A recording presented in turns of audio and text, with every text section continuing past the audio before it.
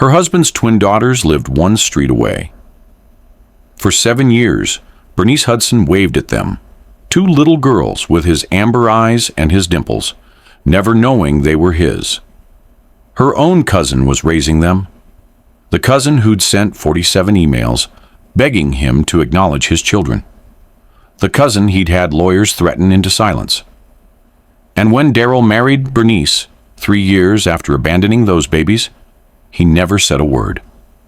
Not until a Tuesday afternoon, when their laughter, that synchronized sound only twins make, stopped Bernice cold on the sidewalk, and she finally saw what had been hidden in plain sight all along. It was a Tuesday. The kind of ordinary Tuesday that makes you forget life can change in seconds. 72 degrees, clear sky. The smell of fabric softener still clinging to the dry cleaning draped over Bernice's arm as she walked down Hawthorne Lane toward number 47. Her house. The house she'd lived in for 7 years with Daryl Martin, a man whose name appeared in Forbes, whose business deals closed in boardrooms most people would never see, whose reputation was as spotless as the marble floors in their foyer. 7 years of mornings that looked the same. Identical brick houses lined up like dominoes, trimmed hedges, polite waves, the kind of street where nothing shocking ever happened, because everyone worked very hard to make sure it didn't. Bernice had her keys in one hand, dry cleaning in the other, already thinking about what to start for dinner, when she heard it. Laughter. Not just any laughter. The kind that echoed, harmonized. Two voices so perfectly synchronized, they sounded like one voice split in half. Her chest tightened before her brain could explain why. She stopped walking. Right there on the sidewalk, 3 houses from her own, because something about that sound reached inside her and squeezed. The keys slipped from her hand, clattered on the concrete. She didn't pick them up. When she looked across the street, she saw them, 2 girls, maybe 10 years old, standing in the front yard of number 52. Identical in a way that went far beyond shared faces. Same height, same build, same braids tied with yellow ribbons that caught the afternoon light. Same cautious smiles that pulled at the corners of their mouths, like they'd learned early not to trust joy completely. Same dimples, deep ones, the kind that carved parentheses into their cheeks when they laughed. Bernice knew those dimples. She saw them every morning across the breakfast table. But it was the eyes that stopped her heart. Daryl's eyes. Not similar eyes. Not sort of like his eyes. Identical. The same amber flecks that shifted between brown and gold, depending on the light. The same slight downturn at the outer corners that made him look sad, even when he smiled. Bernice stood there, dry cleaning sliding off her arm onto the sidewalk, staring at 2 children who had her husband's face. A woman stepped into view, calling. The girls inside. Voice sharp, urgent. "Rita! Alma! Come in! Now!" Bernice's blood turned cold. She knew that voice. Judy Hudson, her cousin. The same cousin she hadn't spoken to in 5 years. Not since the family reunion that ended with slammed doors and things said that couldn't be unsaid. Judy, who'd always been guarded, private, the kind of person who answered questions with half-truths and changed subjects when anyone got too close. Judy, who had moved to Hawthorne Lane 5 years ago, 1 street over from Bernice, and never mentioned it. The girls glanced toward Bernice before disappearing into the house. One of them, Rita, the one with a small scar above her eyebrow, locked eyes with her for just a second.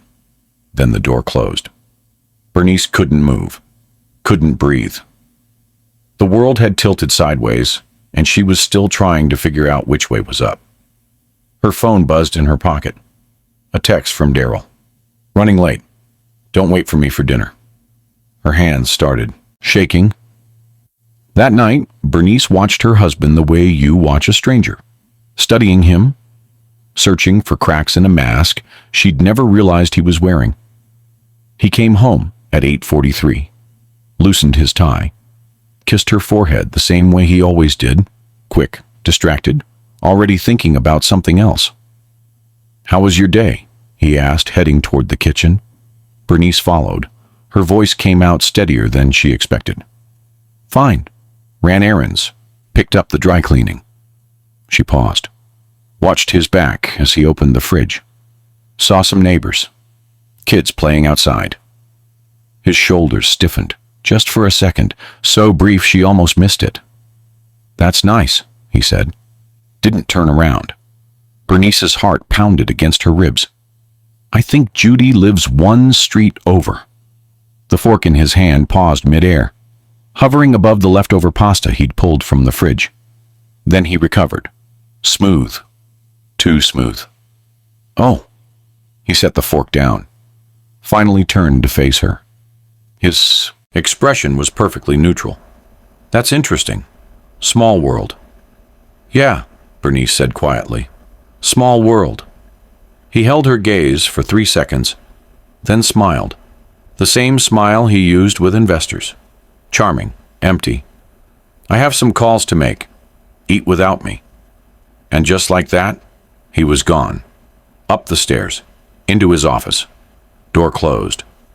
Bernice stood alone in the kitchen, the sound of identical laughter still echoing in her head, and realized she was married to a man she didn't know at all. She didn't sleep. 2 in the morning found her sitting on the edge of the bed, staring at Daryl's face in the dark. He slept on his back, peaceful, like a man with nothing to hide. You know that feeling when your gut tells you something's wrong, but your mind hasn't caught up yet? When reality shifts under your feet and you're still trying to find solid ground? That's where Bernice was, suspended between what she knew and what she feared. And if you're here because you value stories about women who refuse to ignore their intuition, who dig until they find truth, even when it terrifies them, this channel is your space. We share these stories every week because women like Bernice deserve to have their experiences witnessed. Women who choose truth over comfort. Women who ask the questions everyone else is too afraid to ask. Bernice whispered into the darkness, so quiet Daryl didn't stir. "Who are you?" He didn't answer, just kept sleeping, the way innocent people sleep. But Bernice knew better now. She'd seen those eyes, those dimples, that face reflected in 2 little girls who shared her husband's DNA and lived one street away with a cousin who disappeared from her life 5 years ago without explanation. The math was starting to add up, and the sum was destroying her. By sunrise, Bernice had made a decision. She waited until Daryl left for work, watched from the upstairs window as his black Mercedes pulled out of the driveway at exactly 7:15, the way it did every morning. Routine, predictable, the illusion of a man with nothing to hide. But Bernice wasn't watching her husband anymore. She was watching number 52. At 8:47, the front door opened. Judy stepped out first, then the 2 girls, both wearing backpacks, one pink, one purple. They walked to the end of the driveway where the school bus would stop. Judy's hand rested on the shoulder of the girl with the scar, protective, the way mothers touch their children. The girl without the scar glanced back at Bernice's house, like she knew someone was watching, like she'd felt eyes on her before. Then the bus came. Yellow, loud, normal. The girls climbed on. Judy waited until the bus turned the corner before going back inside. Bernice grabbed her keys. She was crossing the street before she could talk herself out of it. The walk from number 47 to number 52 took 30 seconds. It felt like crossing into another country. Bernice stood on Judy's porch, fist raised to knock, and realized She had no idea what she was going to say. No plan, no script. Just a question that had burned through her entire night and wouldn't let her rest. She knocked. Footsteps inside. Slow, deliberate. Like someone walking toward something they'd been dreading. The door opened. Judy stood there in sweatpants and an oversized t-shirt, hair pulled back, face bare of makeup. She looked older than Bernice remembered. Tired. Like she'd been carrying something heavy for a long time. Their eyes met, and Judy said the 5 words that confirmed everything. "I was wondering when you'd come." Not surprise, not confusion. Just resignation. Like she'd been waiting for this moment for years. Bernice's voice came out hoarse. "How long?" Judy's shoulders sagged. She stepped aside, opened the door wider. "Come in." The living room was modest, lived in. Nothing like the carefully curated spaces in Bernice's house. This room had marks on the walls from furniture moved and moved again. Crayon drawings taped to the fridge. 2 backpacks by the door, pink and purple, with names stitched on the tags in careful, uneven lettering. Rita. Alma. Bernice didn't sit down. Couldn't. Her legs wouldn't bend. She just stood there, staring at those names, while Judy moved around the kitchen, making coffee neither of them would drink. "How long?" Bernice asked again. Judy's hands trembled as she poured. Coffee splashed on the counter. She didn't wipe it up. 10 years. The words knocked the air from Bernice's lungs. 10 years. She did the math in her head. Fast. Desperate. 10 years ago, she hadn't even met Daryl yet. 10 years ago, she was still working at the marketing firm downtown. Still dating that guy whose name she could barely remember now. Still thinking her life would be ordinary. "Tell me everything," Bernice said. Not a request. A demand. Judy finally turned around. Her eyes were red. "I was working temp jobs. Daryl's company needed someone to organize files for one of his smaller projects. Some shell company he used for real estate deals. I was there for 6 weeks." She sat down at the kitchen table. Bernice remained standing. "He was different then. Or maybe I just wanted to believe he was. We'd talk during breaks. He'd ask about my day like he actually cared. One night we both worked late and he offered to buy me dinner. It wasn't supposed to be anything serious." Bernice's fingernails dug into her palms. "But it happened more than once," Judy continued. 3 months. That's all it was. 3 months of late nights and promises to talk about where it was going. And then he just stopped. Calls went to voicemail. Emails bounced back. The project ended, and I never saw him again." "And you were pregnant?" Judy nodded. "I found out 2 weeks after he disappeared. I tried everything to reach him. I sent 47 emails. I know because I counted every single one. I called 23 times. Every call got redirected to some lawyer who told me Mr. Martin wasn't available, and if I persisted, they'd consider it harassment." The bitterness in her voice was sharp enough to cut. "I didn't want his money," Judy said, and her voice broke. "I just wanted him to know they existed. That's all. Just to know he had daughters. 2 daughters who would grow up wondering why their father never cared enough to find them." Silence filled the space between them. Heavy, suffocating. Bernice finally sat down. Her legs gave out, and the chair caught her. "Why didn't you tell me?" she whispered. Judy laughed, a broken sound. "When? At your engagement party? At your wedding? Was I supposed to walk up to you in your white dress and say, 'Hey, congratulations, by the way. Your husband is my children's father?'" "Yes." The word came out fierce, angry. "Yes, you should have told me." Judy's eyes filled with tears.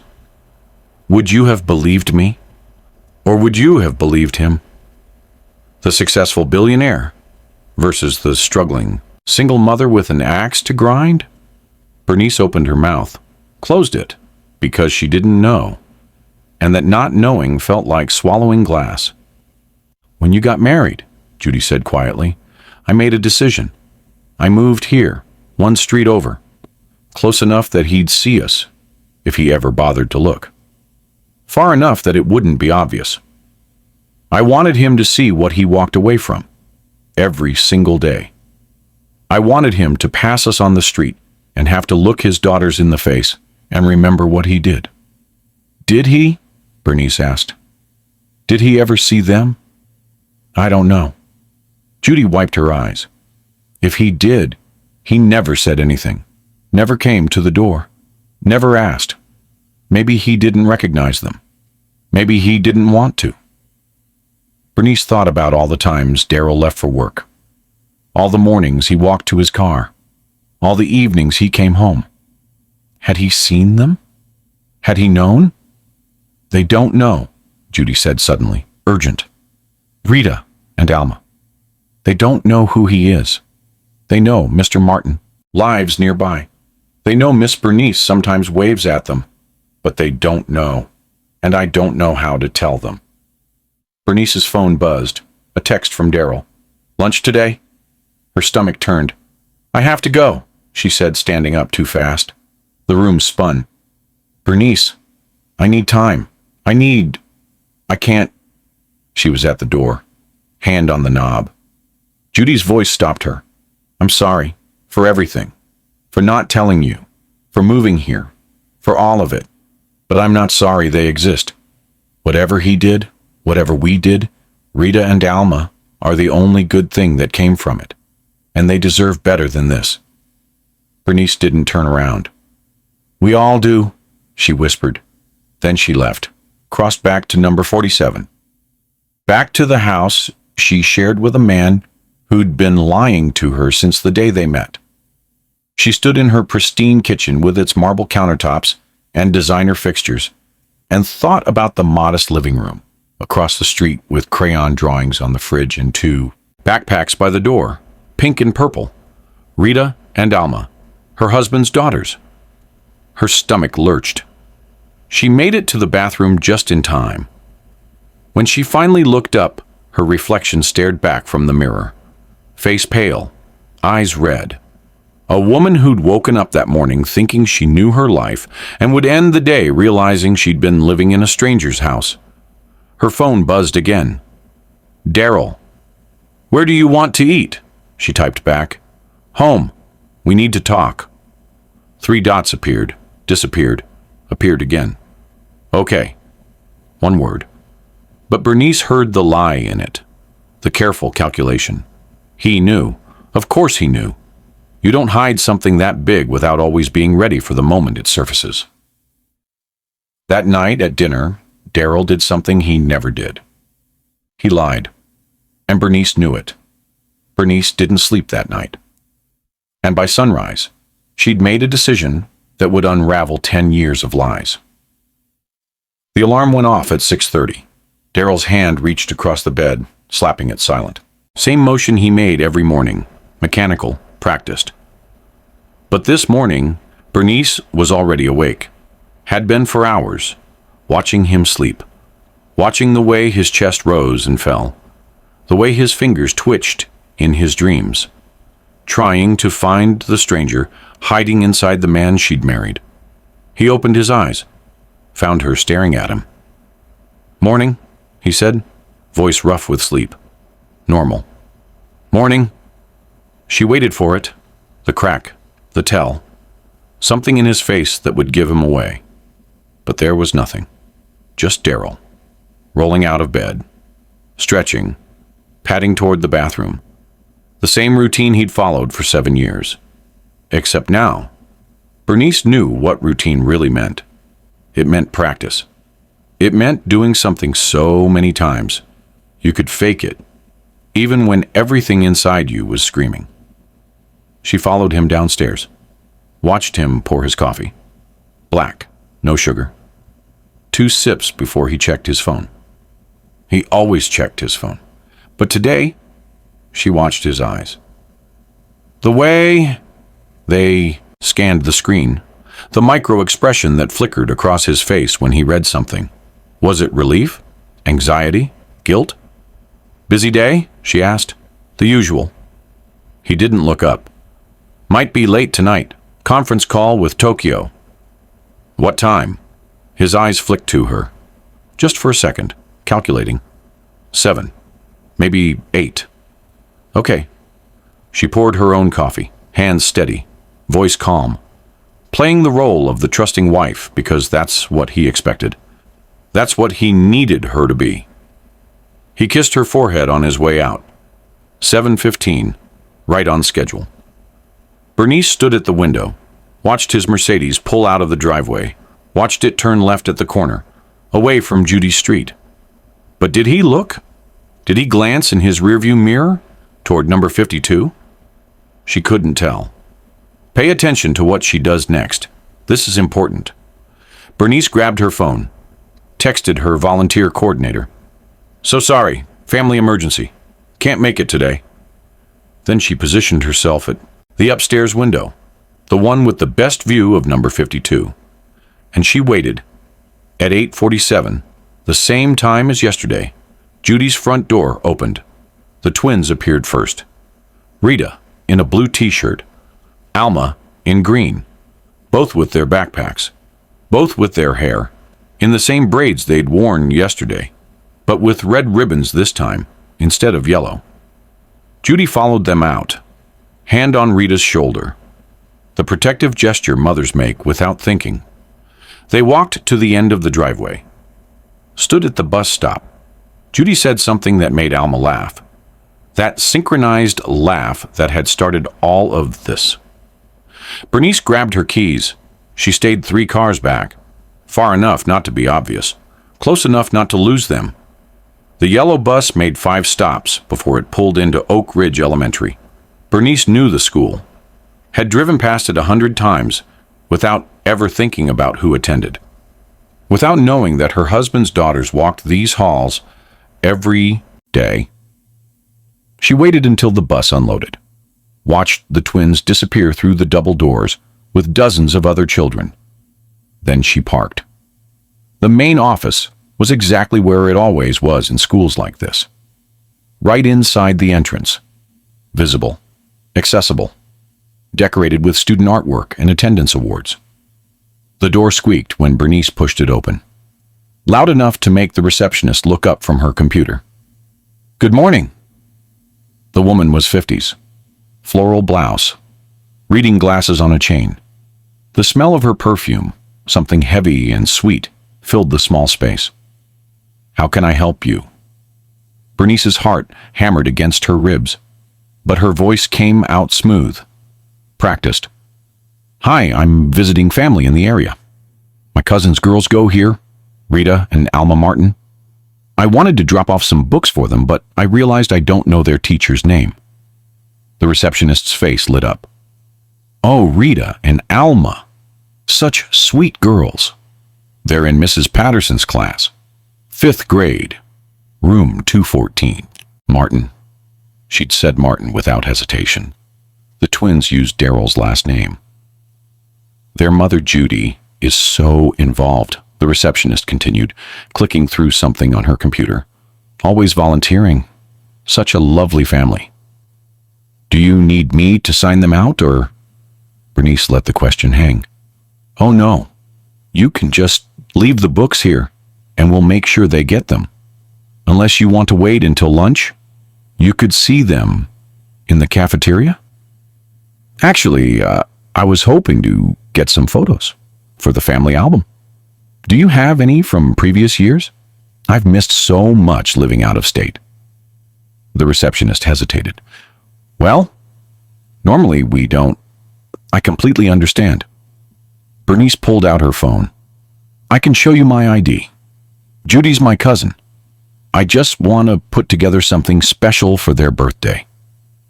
Something in Bernice's face must have been convincing. Or maybe it was the desperation that leaked through despite her best efforts, because the receptionist smiled. "Let me see what I can pull up, just between us." She turned back to her computer, typed, clicked. Then the printer whirred to life. Here we go. School photos from the past few years. She handed Bernice a stack of pages, still warm from the printer. The weight of that file folder in Bernice's hands felt like holding evidence at a crime scene. "Thank you so much," Bernice whispered. "Of course. Tell Judy we said hello." Bernice made it to her car before her hands started shaking. So hard the pages rustled. She spread them across the passenger seat. 5 years of school photos. Rita and Alma at ages 5, 6, 7, 8, 9, and 10. Kindergarten. 2 tiny girls with gap-toothed smiles and nervous eyes. First grade, a little more confident, holding hands in the photo. Second grade, Alma had gotten glasses. Rita had a small scar above her eyebrow. Third grade, both smiling wider, more comfortable, growing into themselves. Fourth grade, starting to look less like babies and more like the girls Bernice had seen yesterday. Fifth grade, this year, the current photo, 10 years old, beautiful, unmistakably Daryl's daughters. Bernice did the math. Fast, desperate. They were 10, which meant they were born. She counted back 11 years ago, give or take. She'd met Daryl 10 years ago, at that charity gala. He'd been charming, successful, available. He'd told her he'd just gotten out of a relationship, that he was ready for something real. He'd been lying from the very first conversation. There's something powerful about a woman who refuses to be gaslit, who trusts what she sees over what she's told. Every week on this channel, we tell stories about women who chose truth over comfort. And if that resonates with you, if you've ever had to choose between peace and honesty, hit that subscribe button, because you're not alone in this. None of us are. Bernice pulled up the school's database on her phone. Emergency contacts for Rita and Alma Martin. Mother, Judy Hudson. 2. Phone numbers listed. Father, blank. Medical decisions, mother only. Pickup authorization. Mother, grandmother, deceased as of 3 years ago, and one other name, Bernice Martin. She almost dropped the phone. Her name was on their emergency contact list. Had been for how long? Since she married Daryl? Since Judy moved to Hawthorne Lane? Who had put it there? Judy? As some kind of insurance? Some desperate hope that if something happened, Bernice would help? Or had it been there all along, a breadcrumb waiting to be found? But there was something else in those records, something that made no sense. A note in the medical section. Twins, born premature at 32 weeks. Father, Daryl James Martin. Birth certificates on file. Birth certificates with Daryl's full name. Legal documents that proved what he'd spent a decade trying to hide. Everything she thought she knew was a carefully constructed lie. Bernice sat in that parking lot for 20 minutes, just breathing, trying to process what it meant that legal documents existed with her husband's name on them. That somewhere in a government office, there was proof that couldn't be denied or explained away. The birth certificates she'd find later would break her completely. But first, she needed to see them with her own eyes. She drove to the county records office.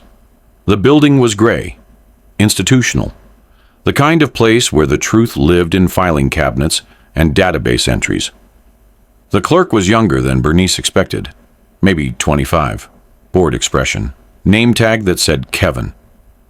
"I need copies of birth certificates," Bernice said. "Rita and Alma Martin, born 11 years ago." Relationship to the minors? Bernice hesitated. Family. "I need something more specific." Stepmother. The word tasted like acid. Kevin typed, clicked, frowned. "I can pull them up, but you'll need to provide ID and sign a release form." "Fine." 10 minutes later, she held 2 certified copies, heavy paper, Official seals. Undeniable. Certificate of live birth. State of California. Child's name, Rita Marie Martin. Date of birth, 11 years ago. Mother, Judy Elizabeth Hudson. Father, Darrell James Martin.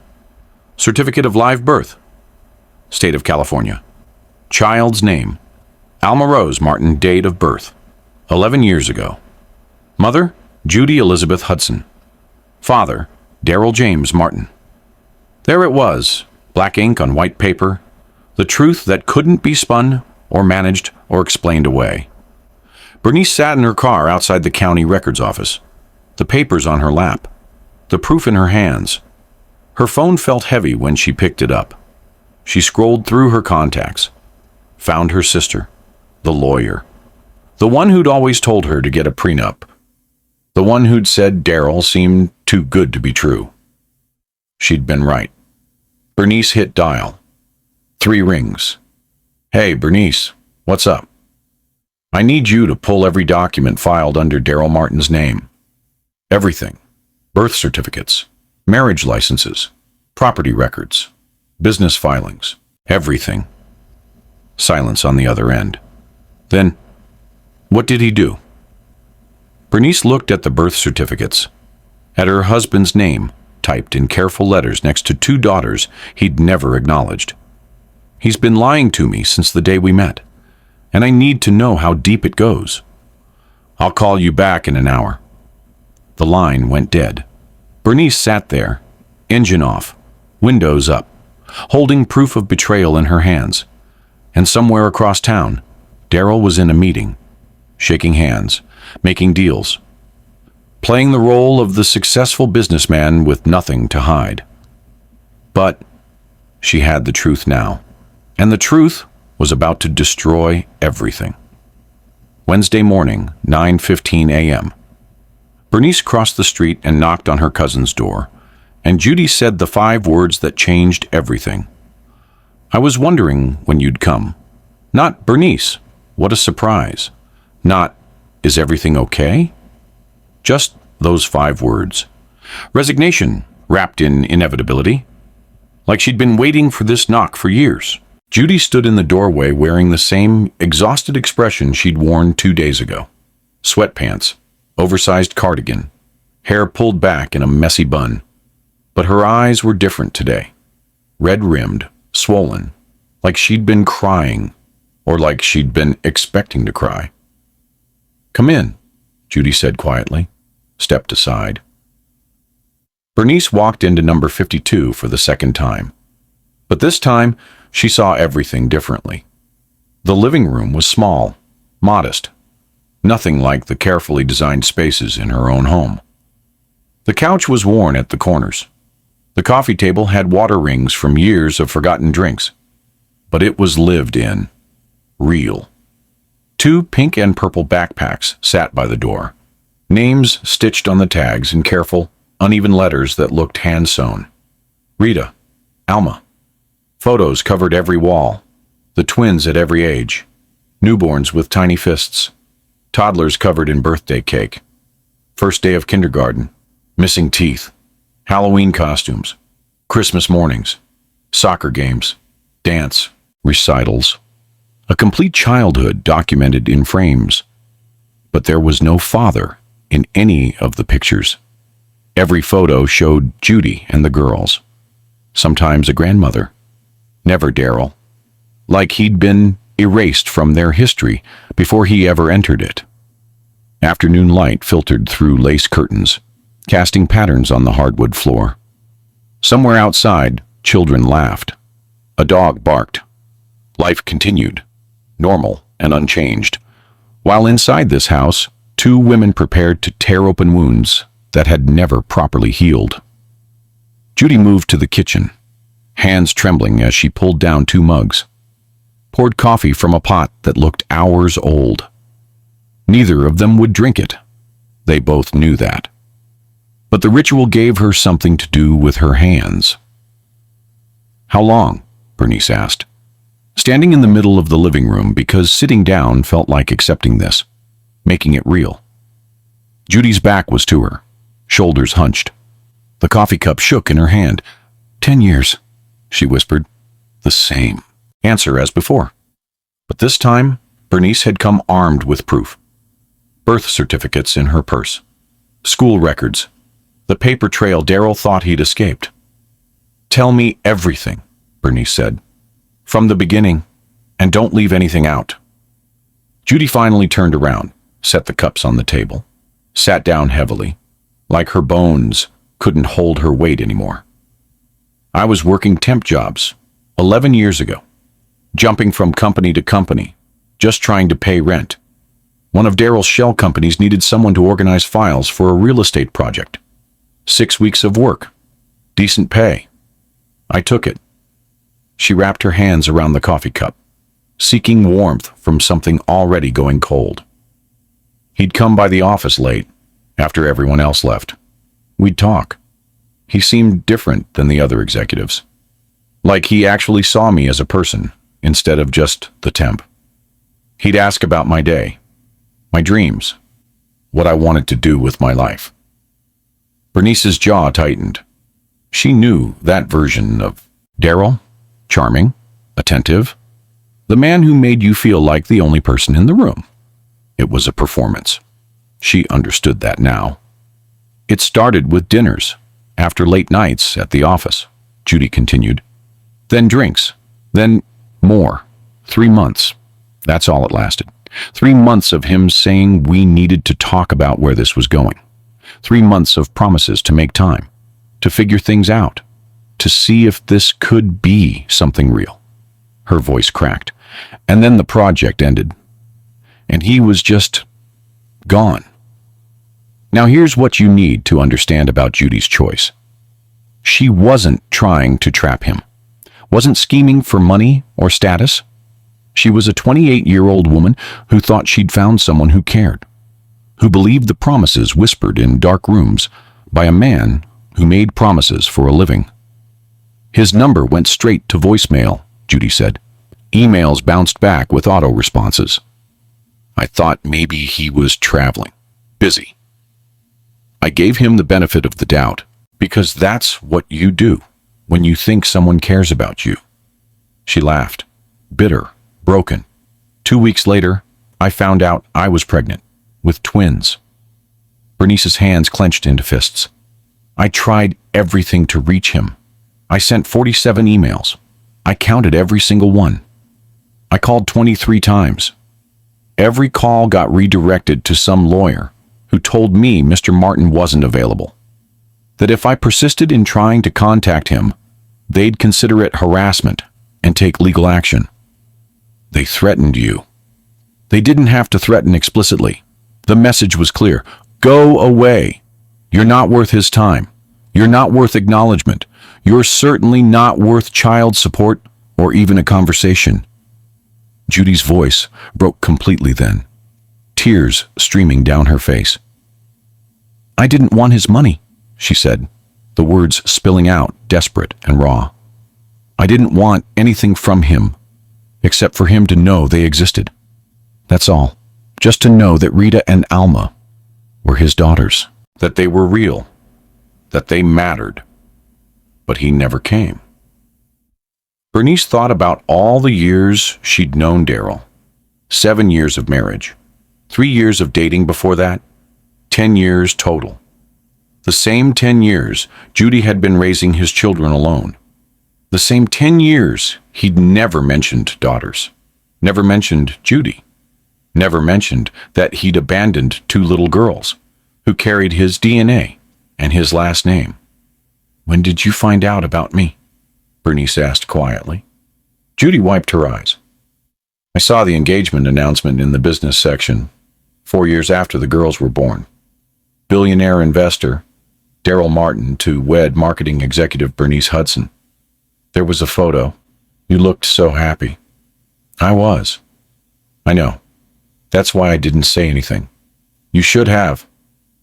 The words came out harder than Bernice intended. Judy flinched. You could have told me, Bernice said. At the engagement party. At the wedding. Anytime in the past 7 years. Judy met her eyes. Would you have believed me? Or would you have believed your billionaire husband? The successful, charming man everyone admires versus the struggling single mother with an axe to grind? The question hung in the air like smoke. Bernice opened her mouth, closed it.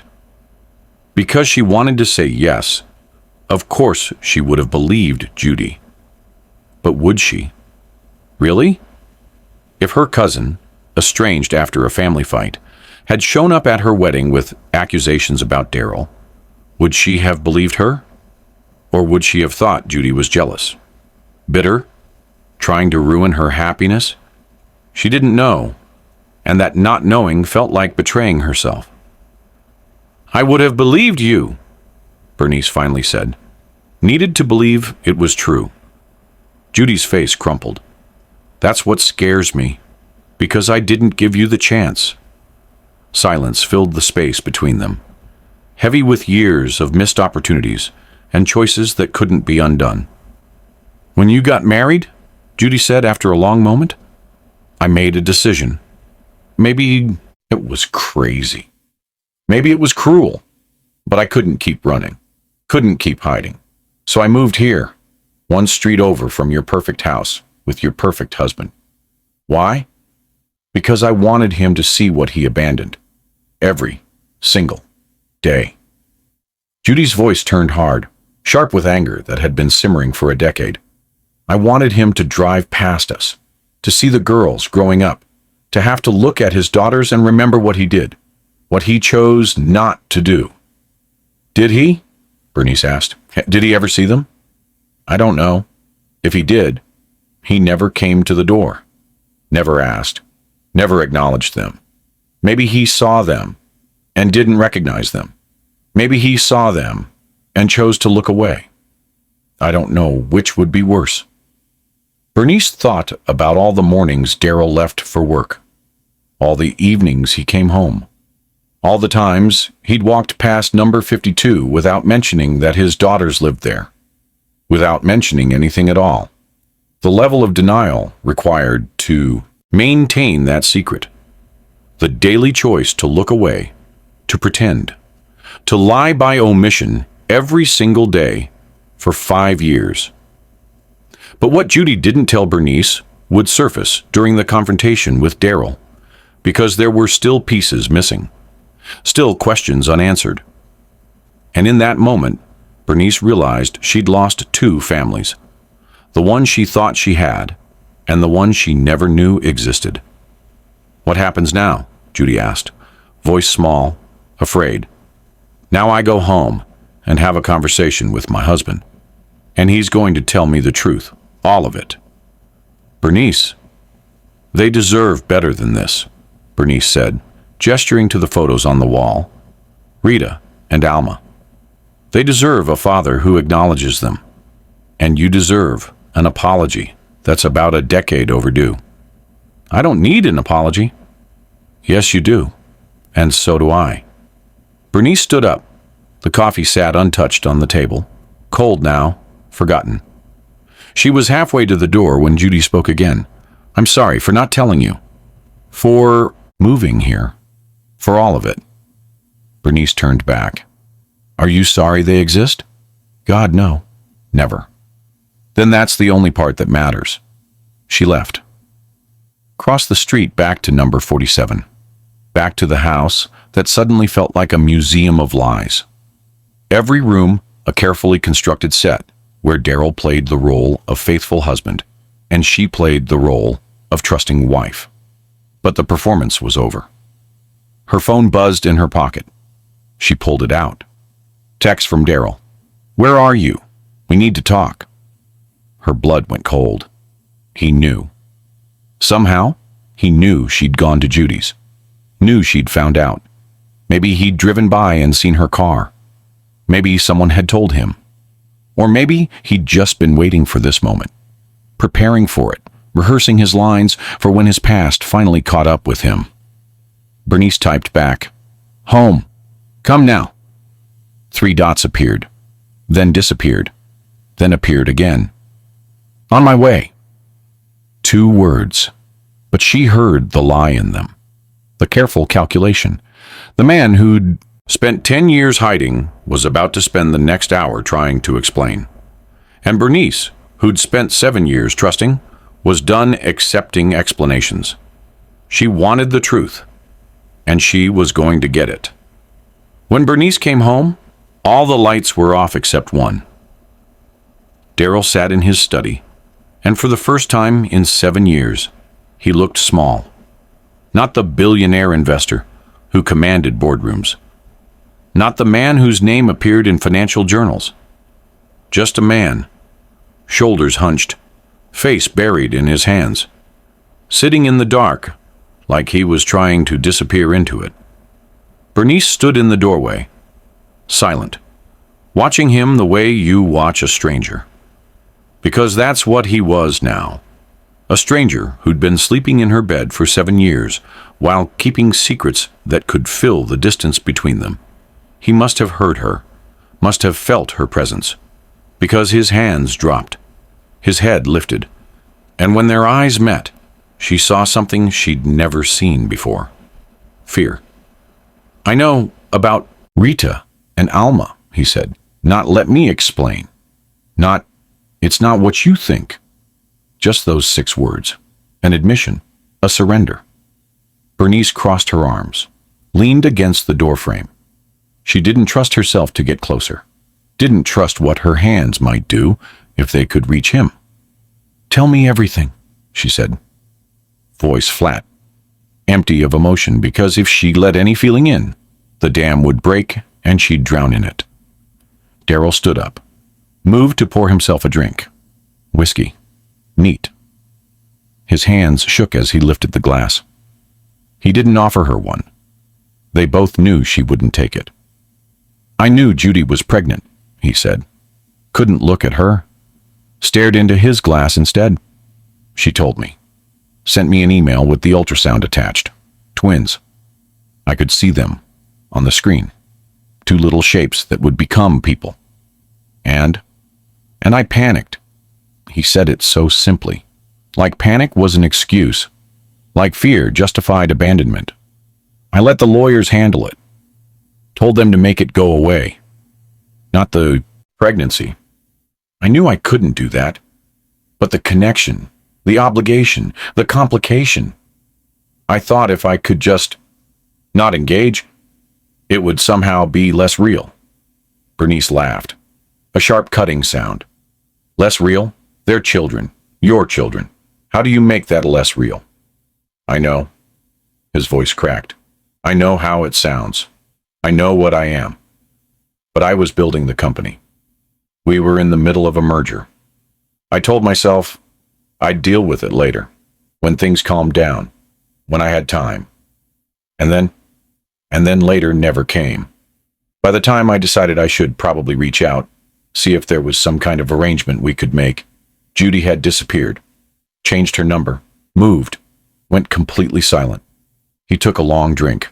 Dutch courage. "I hired investigators," he said. "Good ones, for 3 years. They couldn't find her. She'd covered her tracks completely. And after 3 years of nothing, I let myself believe maybe it was for the best. Maybe she'd found someone else. Maybe the girls thought some other man was their father. Maybe I'd dodged a bullet." The casual cruelty of that statement, treating his daughters like a bullet to dodge, made Bernice's stomach turn. "They were 1 street away," she said quietly. "For 5 years. They were 1 street away, and you never found them, because you never looked close enough." Darryl's glass stopped halfway to his mouth. "What?" "Judy moved here 5 years ago, to Hawthorne Lane, 1 street over. Your investigators couldn't find her because she was in plain sight, because you never thought to look in your own neighborhood." The color drained from his face. He set the glass down, gripped the edge of his desk like it was the only thing keeping him upright. "I see them sometimes," he whispered. "At the bus stop, walking to school, playing in the yard. I don't know what I thought, that they looked familiar, that there was something about them. But I never I never put it together. Or you did, and chose not to. He didn't deny it. Bernice didn't scream, didn't throw things, didn't cry. Silence was worse. It was the sound of a marriage cracking, the sound of trust dying, the sound of every moment they'd shared, being rewritten with the truth underneath. Do they know? Daryl asked. Rita and Alma, do they know I'm their father? Not yet, but they will, because Judy can't keep hiding it, and you don't get to keep pretending they don't exist. I'm not pretending. Yes, you are. The words exploded out of her. You've been pretending for 11 years, pretending Judy was some temp worker you barely remember, pretending you don't have daughters, pretending that ignoring something makes it go away. Daryl sank back into his chair, covered his face with his hands. But what he said next made Bernice question everything. I was relieved, he admitted, voice muffled behind his palms. When the investigators couldn't find them, when it seemed like maybe they were just gone from my life, I was relieved, because I didn't know how to face what I'd done, how to explain to them that their father knew they existed and chose not to be there, how to look at them and see all the birthdays I missed, all the moments I should have been there for. He dropped his hands, looked at her with red-rimmed eyes. I'm a coward, Bernice. Not a monster, just a coward who let fear make his decisions. And somehow that was worse, because monsters you could hate cleanly. But cowards? Cowards were complicated. Cowards were human. Cowards were the kind of villain that made you understand how good people did terrible things. Sometimes the hardest truth isn't about what people did. It's about what they didn't do, the courage they couldn't find, the moments they let pass. If you're watching this because you believe in the messy, complicated reality of how families fall apart and might, just might, find their way back together, then you're in the right place. Drop a comment below. Have you ever had to face a truth you'd been running from? Because sharing these stories is how we remind each other we're not alone in the hard parts. Do you want to know them now? Bernice asked, the question that would determine everything. Daryl looked at her, then away, then down at his hands, the hands that signed million-dollar deals but had never held his daughters. I don't know if I deserve to. This isn't about what you deserve, Bernice said, each word sharp, precise. This is about what Rita and Alma deserve. And they deserve a father who shows up, even if he's late, even if he's scared, even if he doesn't know how. What if they hate me? They probably will, at first. You've earned that. He flinched. But maybe, if you actually try, if you stop running and start facing what you've done, they might give you a chance. Not because you deserve it, but because children are more forgiving than adults. Because they still believe people can change. What would you do in Bernice's position? Finding out your husband had secret children, that your cousin had been carrying that burden alone, that everyone in your life had been keeping secrets that reshaped reality. Would you leave? Stay? Fight? Forgive? There's no right answer, just the answer that lets you sleep at night. I don't know how to do this, Daryl said. How to suddenly be a father to 10-year-old girls who don't know me. Neither does Judy. Neither do I. But we're going to figure it out, because the alternative is letting those girls grow up thinking their father saw them every day and chose to stay a stranger. Bernice walked to the window, looked out toward Judy's house. The lights were on, number 52 glowing in the darkness. She could see shadows moving behind the curtains. Judy and the twins. A family that had survived without Daryl. A family that might not need him now. But maybe that wasn't the point. Maybe the point wasn't need. Maybe it was about making things right even when right was impossible, about trying even when failure seemed certain. Those girls deserve better than all of us, Bernice said quietly. And they're going to get it. How? She turned back to face him, her husband, the stranger, the coward who'd somehow become her responsibility to fix. I don't know yet, but keeping secrets hasn't worked for anyone. So we start with the truth. All of it. No more hiding. No more pretending. They'll hate me. Probably. Judy will never forgive me. Probably not. You might leave me. Bernice met his eyes. I haven't decided yet. The honesty of that statement hung in the air, because she hadn't decided. Didn't know if this marriage could survive the weight of his lies. Didn't know if she wanted it to. But the twins still didn't know, and telling them would destroy their world. And somehow, Bernice had become the person who had to help pick up the pieces. What do we do now? Daryl asked. Lost. Looking to her for answers she didn't have.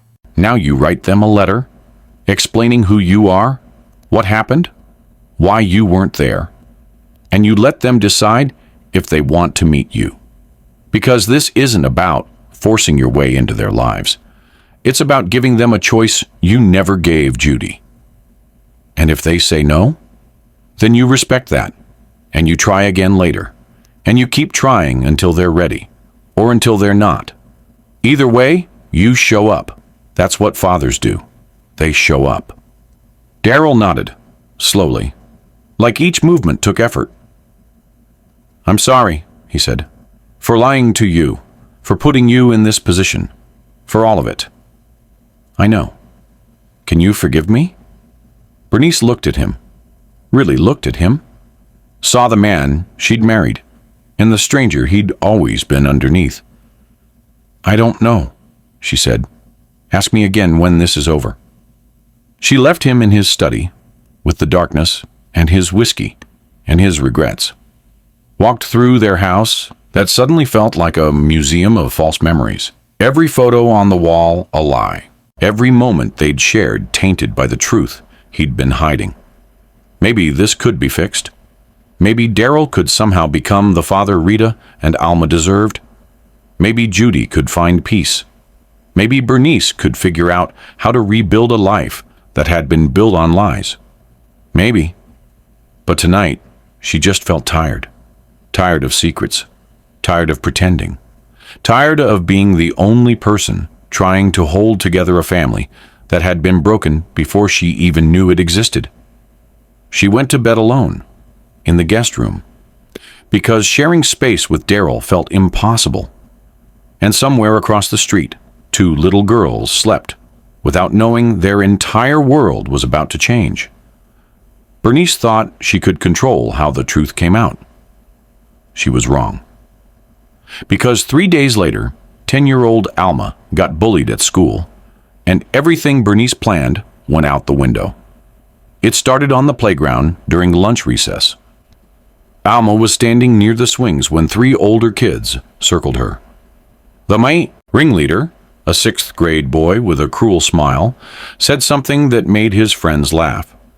Then he pushed, not hard enough to be seen by the teachers on duty, just hard enough to make Alma stumble. She caught herself, tried to walk away. That's when he said it, loud enough for everyone to hear. Where's your dad, Alma? Oh, wait, you don't have one. You're the girl with no dad. More laughter, cruel, pointed. The kind that follows you home and echoes in your head at night. Alma's face crumpled. She ran. By the time Rita found her sister in the bathroom, Alma was sobbing so hard she couldn't breathe. The kind of crying that comes from somewhere deeper than hurt feelings. From the place where shame lives.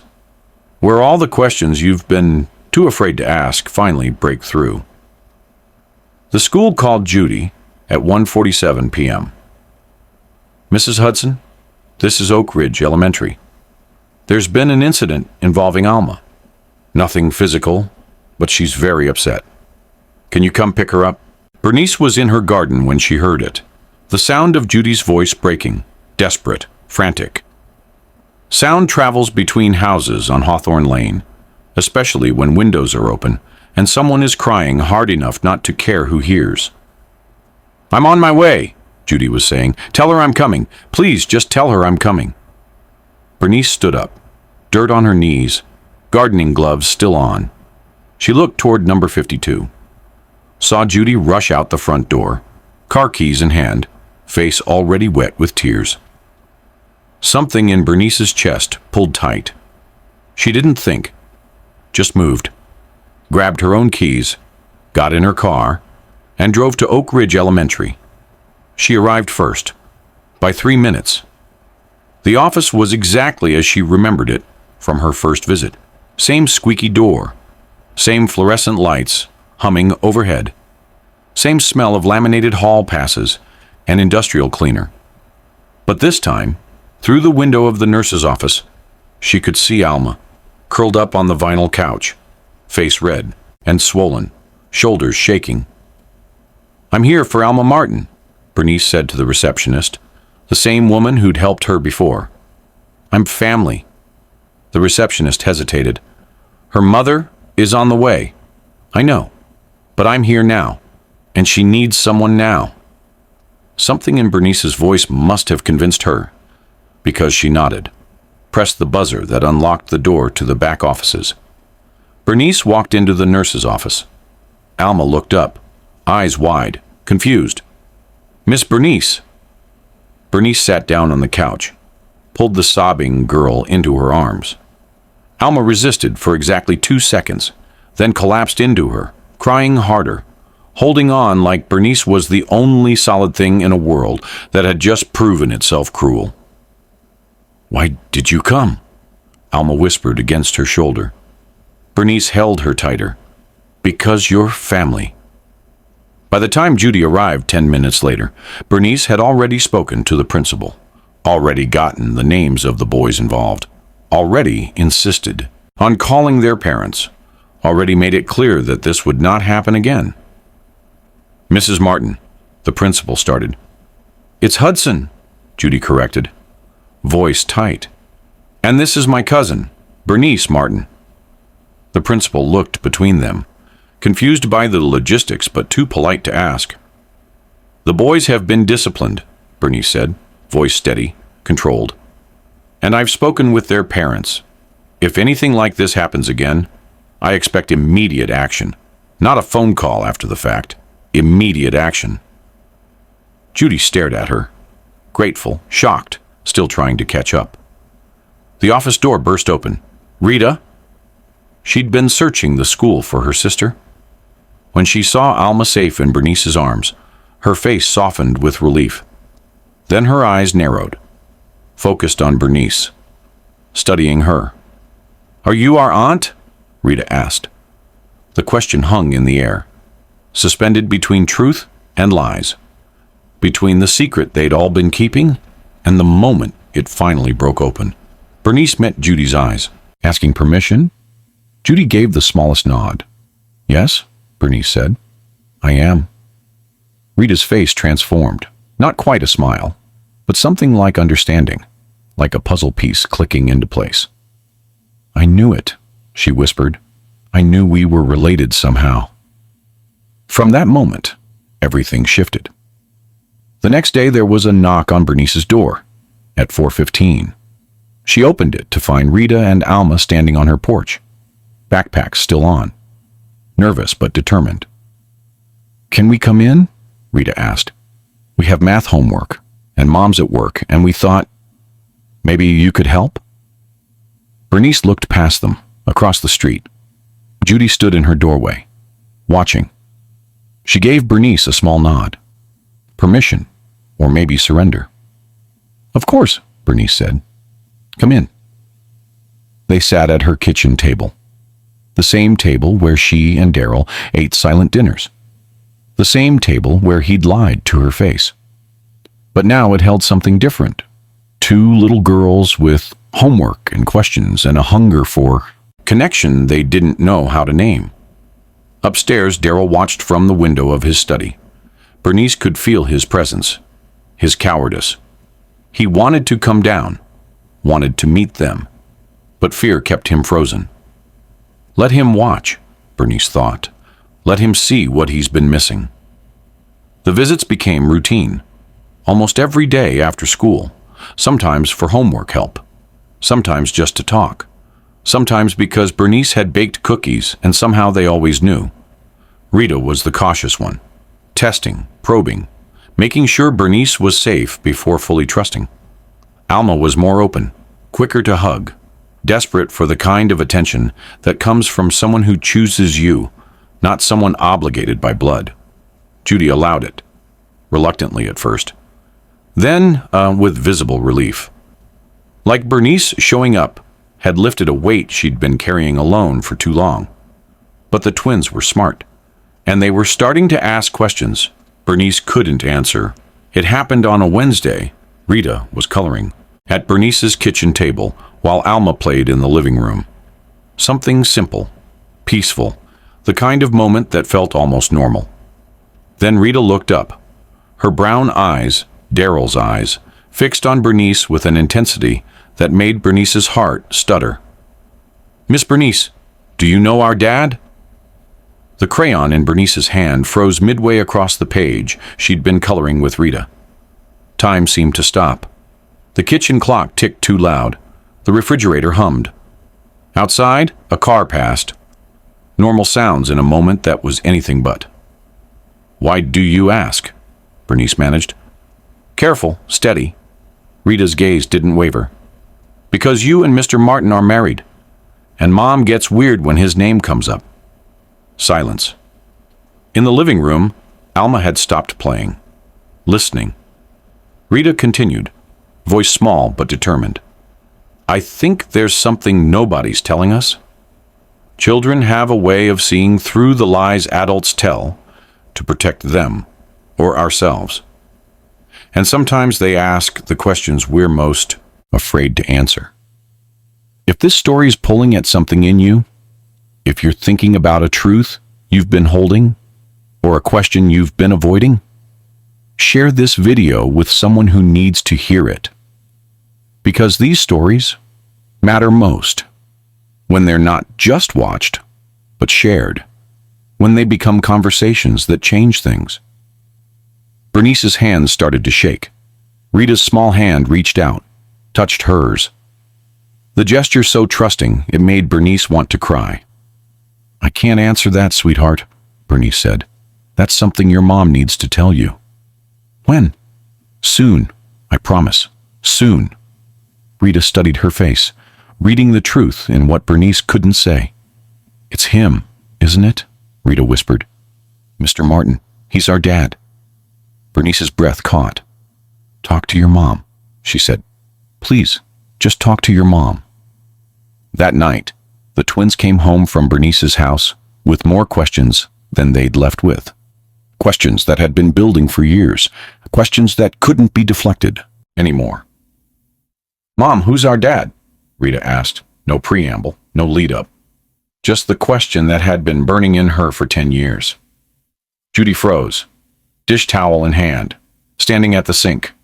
The moment she'd been dreading finally arrived. "Why are you asking?" "Because we're not stupid," Rita said. "Because Miss Bernice acts weird when we mention Mr. Martin. Because you act weird when we mention him. Because we look like him. We have his eyes, his smile. Everyone says so when they see old photos of him online." "You've been looking him up?" "Of course we have." Rita's voice cracked. "We wanted to know what our father looked like. And then we figured out he lives one street away. And you never told us?" Alma started crying. Quiet. The kind of crying that comes from having your worst fear confirmed. "I was going to tell you," Judy said, desperate. "I was waiting for the right time." "When?"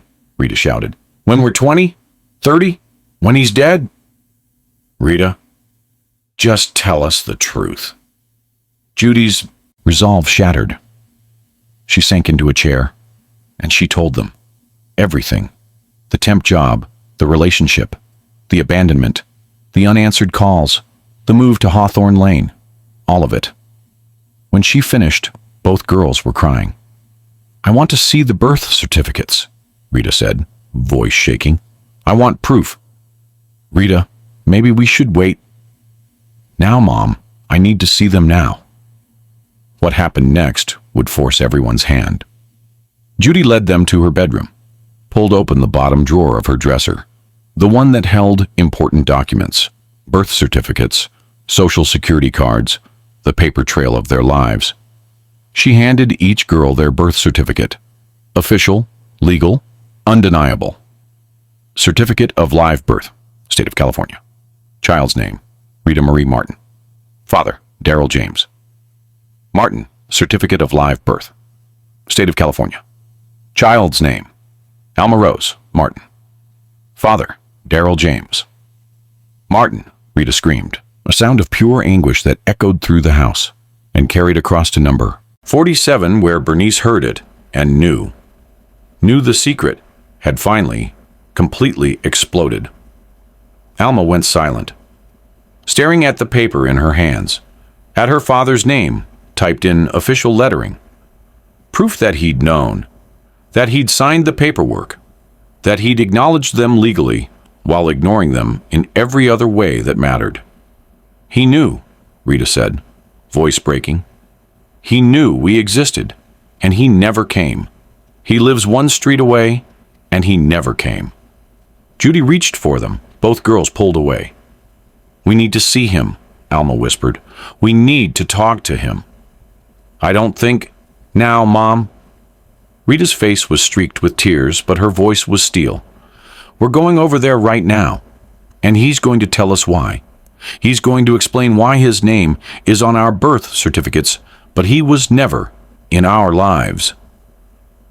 The secret that had been carefully contained for 11 years shattered in an instant, and there was no putting it back together.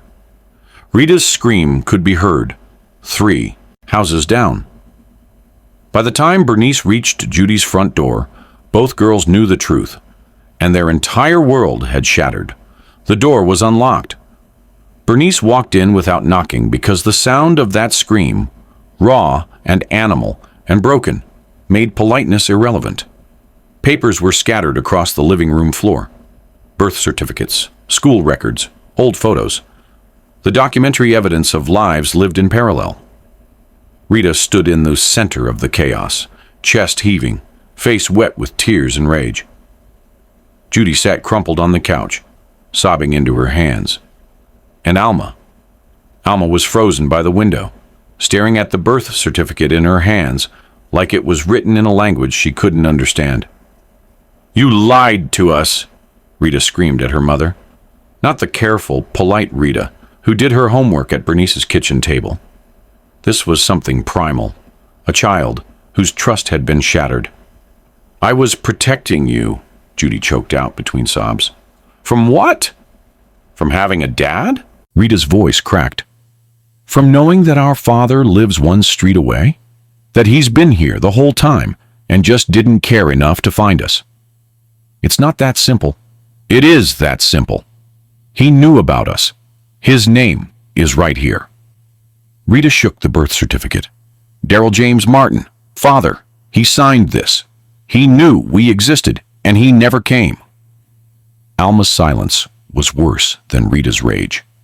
She just stood there, paper trembling in her hands, tears sliding down her cheeks, without sound, like she'd gone somewhere inside herself where the hurt couldn't quite reach yet.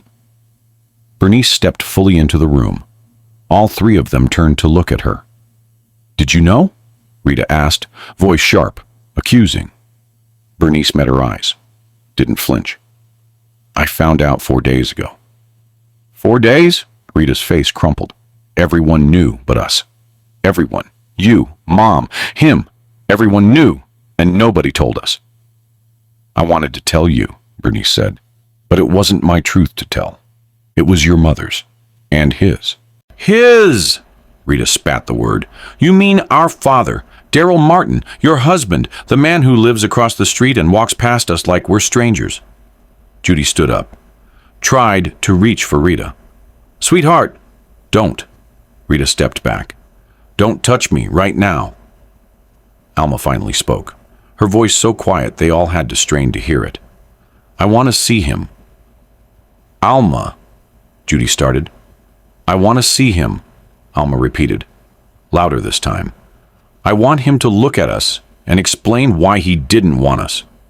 "He doesn't get to just walk in now," Judy said, voice fierce, protective. "After 11 years, he doesn't get to suddenly decide he wants to be a father." "He's our father," Rita said, "whether he acted like it or not, and we deserve answers. Not from you, from him." The twins looked at each other, some silent communication that only sisters share. Then both turned to Bernice. "Can you call him?" Alma asked. "Please? We know you're married to him. We know you can make him come here." Bernice pulled out her phone. Her hands were steady, even though her heart was racing. She dialed Daryl. He answered on the first ring. "Bernice, they know, and they want to meet you. Tonight." Silence on the other end. She could hear him breathing, could almost hear him calculating, weighing options, looking for escape routes. "There are no escape routes this time," Bernice said quietly. "You're going to come to Judy's house. You're going to look your daughters in the face, and you're going to tell them the truth. All of it. I don't know if I can. You don't have a choice anymore. They deserve this. They've deserved it for 11 years. So you're going to find the courage you should have had a decade ago, and you're going to be here in 30 minutes. She hung up. Those 30 minutes felt like hours. Judy paced. Rita sat rigid on the couch, arms crossed. Alma stood by the window, watching the street, waiting. Bernice stayed because the twins had asked her to. Because somehow, in the chaos of this moment, she'd become the one solid thing they could hold on to. "What if he doesn't come?" Alma whispered.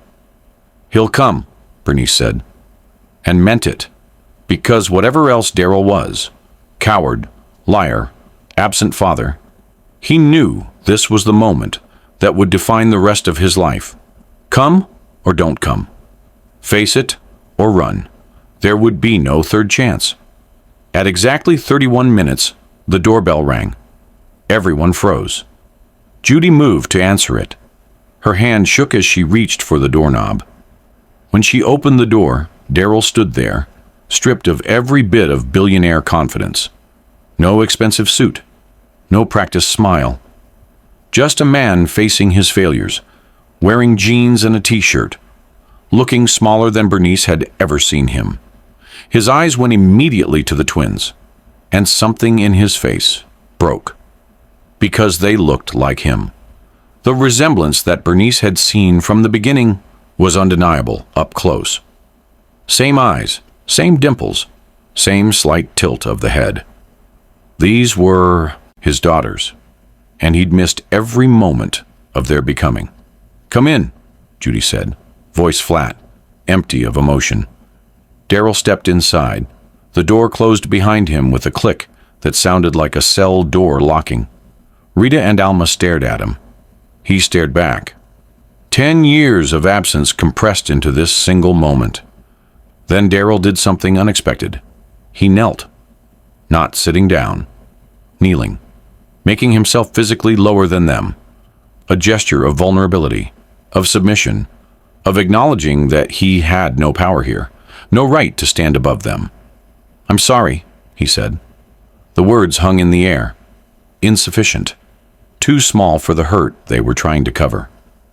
Rita's face twisted. "That's it? That's all you have to say?" "I'm sorry?" "No."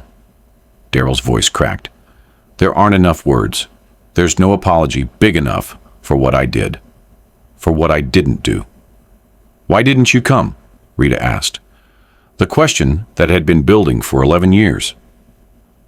Daryl looked at her. Really looked at her. "Because I was scared. And that's not good enough. But it's the truth." "Scared of what?"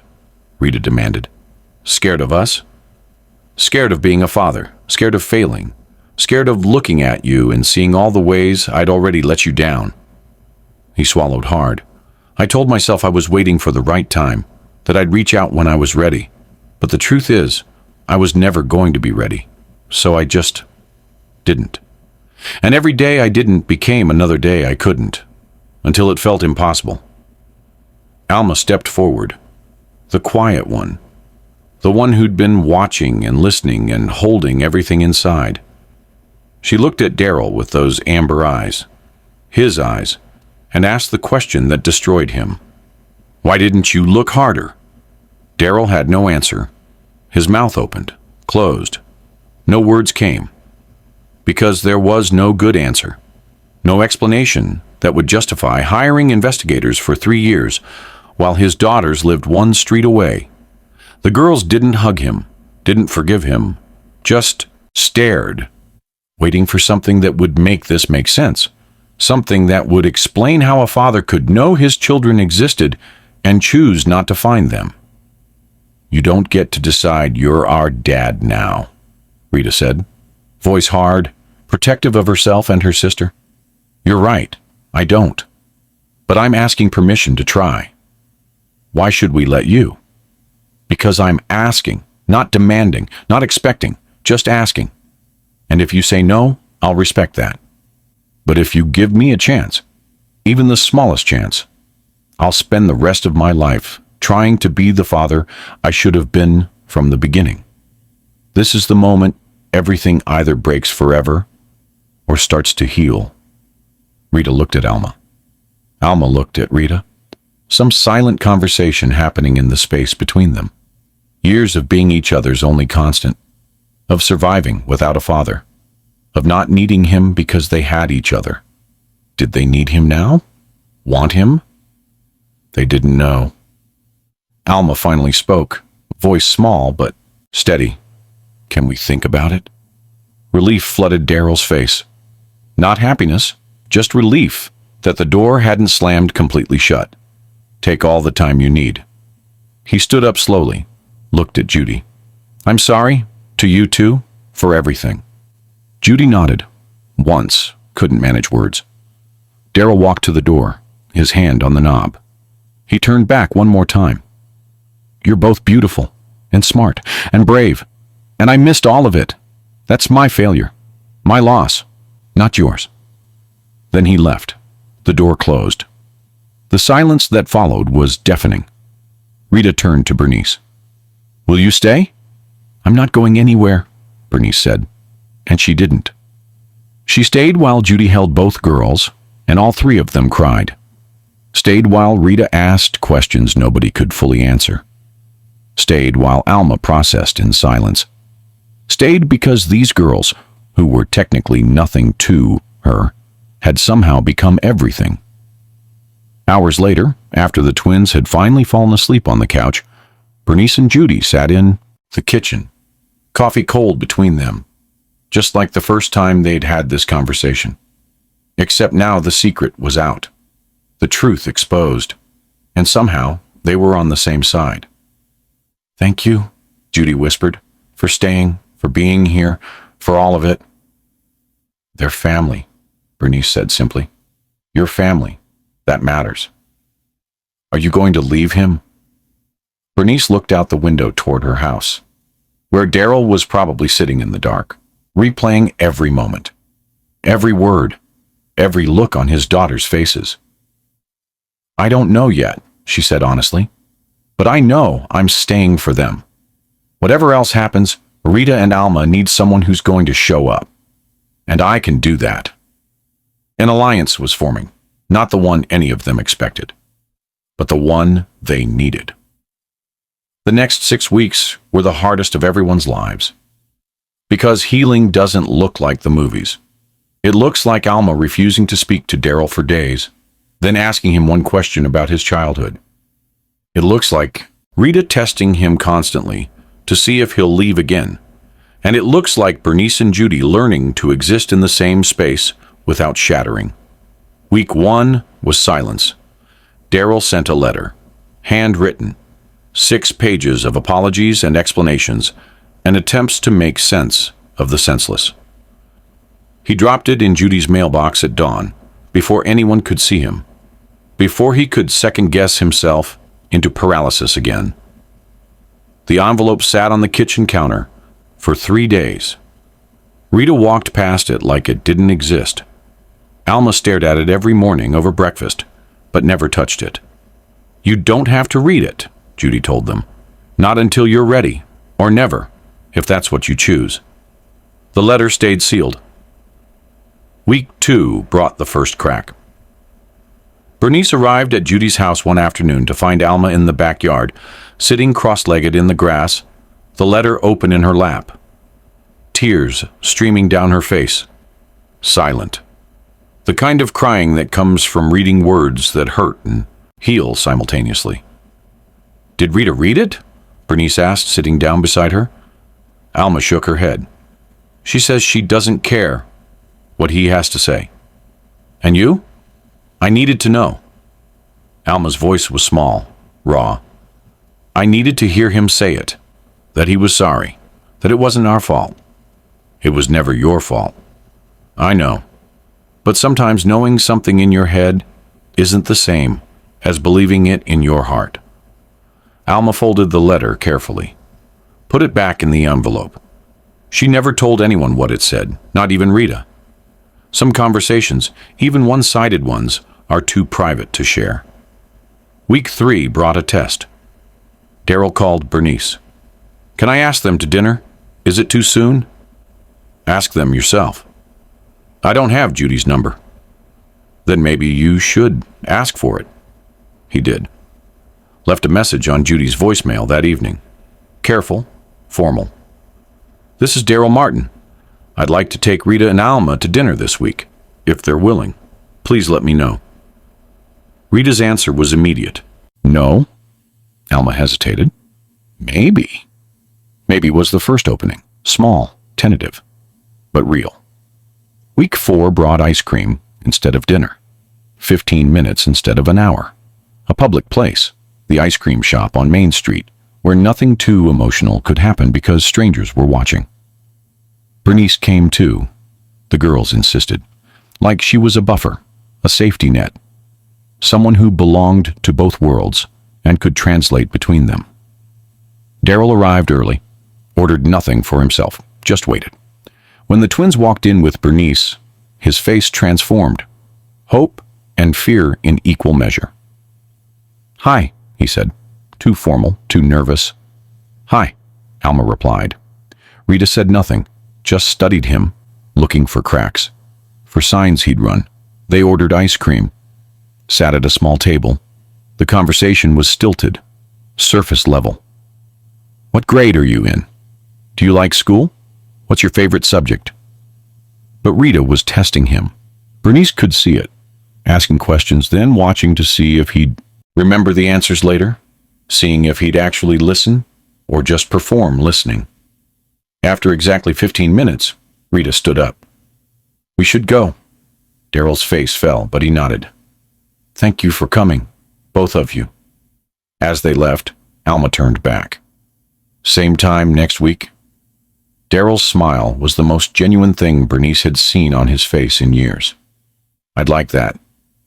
Week 5 brought actual conversation. They met again, same ice cream shop, same table. But this time, Rita asked the first real question. "What do you do?" "For work," Daryl explained. "Investment strategies, market analysis, risk assessment." He tried to make it simple, relatable. Rita listened with the intensity of someone memorizing facts for a test. "Do you like it?" she asked. "I used to. Now I'm not sure." "Why not?" "Because I spent so much time building a business that I forgot to build a life. And by the time I realized what I'd missed everything that mattered." Rita held his gaze. "Is that supposed to make us feel sorry for you?" "No, it's supposed to explain. Not excuse, explain." The distinction mattered. Rita nodded. Once, not forgiveness, but acknowledgement. Week 6 changed everything. The school showcase invitation came home in Rita's backpack, a flyer on bright yellow paper. Oak Ridge Elementary Family Showcase. Students will perform talents, read poetry, and present projects. Parents and guardians welcome. Special invitation. Fathers encouraged to attend. Rita and Alma stared at that last line. Fathers encouraged to attend. They'd never had a father to invite before. Now they had one who lived one street away, one who was trying, one who they still weren't sure they wanted. Should we invite him? Alma asked. He doesn't deserve it, Rita said immediately. Maybe, but I want him to come. Rita looked at her sister. Why? Because I want to see if he shows up. I want to know if he means it, that he's trying. What if he doesn't come? Then we know. Alma's voice was steady. We know he hasn't changed, and we stop hoping. Rita considered. The test to end all tests. Show up or don't. Choose them or choose comfort. Okay, Rita said finally, but he sits in the back, not with the other parents. He hasn't earned that yet. They needed help writing the invitation. The words felt too big for 10-year-old hands. They came to Bernice. Can you help us? Alma asked. We don't know what to say. They sat at Bernice's kitchen table, the same table where so many moments had unfolded. Bernice handed them paper and pen. Tell me what you want to say, she said. I'll help you put it into words. Rita spoke first. We want him to know he's invited, but also that this doesn't mean everything's okay. And that he has to sit in the back, Alma added, because he's not like the other dads yet. And that if he doesn't come, we'll never forgive him, Rita finished. Bernice wrote their words in her careful handwriting, their sentiment wrapped in adult syntax. Mr. Martin, we have a school showcase on Thursday at 6 p.m. You're invited if you want to come. Please sit in the back row. We're not ready for you to sit with us yet. If you don't come, don't try again. Rita and Alma Simple. Honest. The boundary and the threat clear. Darryl received it at work. His assistant brought it to him during a board meeting. He excused himself, walked to his office, closed the door, and broke down completely. Parallel to the slow reconstruction happening between Darryl and his daughters, something else was healing. Something Bernice hadn't expected. Her relationship with Judy. It happened late one night, week 4. Bernice couldn't sleep. She saw the light on at number 52. Walked across the street in her pajamas and knocked. Judy opened the door, surprised. Is everything okay? Can we talk? They sat in Judy's kitchen, the place where so many truths had been told. Coffee between them, actually hot this time, actually drunk. I hated you, Judy said, suddenly. The words spilling out like she'd been holding them in for years. Because you got the life I didn't. Bernice nodded. And I hated you because you knew my husband in a way I never will. Both women looked at each other, then simultaneously started crying. Not delicate tears, ugly, broken sobs. Years of resentment and hurt and jealousy finally released. I should have told you when you got engaged, Judy said. I should have reached out years ago, Bernice replied. I was scared you'd hate me. I was scared you were right to disappear. They cried together, apologized together, broke and rebuilt together in that small kitchen, while their coffee went cold again. They didn't become best friends, but they became family again. The showcase was in 3 days, and nobody knew if this fragile beginning would survive it. What happened at that showcase would determine everything. Darryl cleared his schedule, turned down meetings, made it clear to everyone that Thursday evening was non-negotiable. He would be at Oak Ridge Elementary, in the back row, watching his daughters perform, or he would lose them forever. The twins prepared. Rita worked on her science presentation. Alma wrote a poem, something about family and roots and belonging. She wouldn't let anyone read it before the showcase. It's a surprise, she said. You'll hear it when everyone else does. The night before the showcase, Bernice stopped by Judy's house. Found Alma in the living room, practicing her poem, reading it aloud to empty chairs, getting the rhythm right, making sure her voice wouldn't shake when it mattered. Bernice sat quietly, listening. And when Alma reached the last line, Bernice's breath caught. Family isn't who you're born to. It's who shows up. Alma looked directly at Bernice when she said it. Not at the empty chairs. At Bernice. The woman who wasn't her mother, or her aunt, or her stepmother, but had somehow become all of those things anyway. Alma's performance would leave everyone in tears, for reasons nobody expected. Tomorrow would either break this fragile family, or begin to make it whole, and everyone knew it. Thursday evening, 6:00 p.m. Daryl stood outside the school auditorium, hands shaking, wondering if he had the right to walk through those doors. Bernice found him there. "You don't get to run again," she said. "Not from this." So he went inside. The auditorium was filled with families, parents and grandparents and siblings, crowding into rows of folding chairs. The air smelled like school, floor wax and old textbooks, and the anticipation of children about to perform. Stage lights illuminated the small platform at the front, where a microphone stood waiting. Daryl walked down the center aisle. Every step felt like judgment. Parents glanced at him, the man in the expensive watch and tailored shirt walking alone, not sitting with his family, not belonging anywhere. He found the back row, sat down in the corner seat, as instructed, as far from the stage as the room allowed. Other fathers sat up front with their daughters, proud, comfortable, men who'd earned their place through years of showing up, birthday parties and soccer games and homework help and bedtime stories, men who knew their daughters' favorite colors and biggest fears and secret dreams.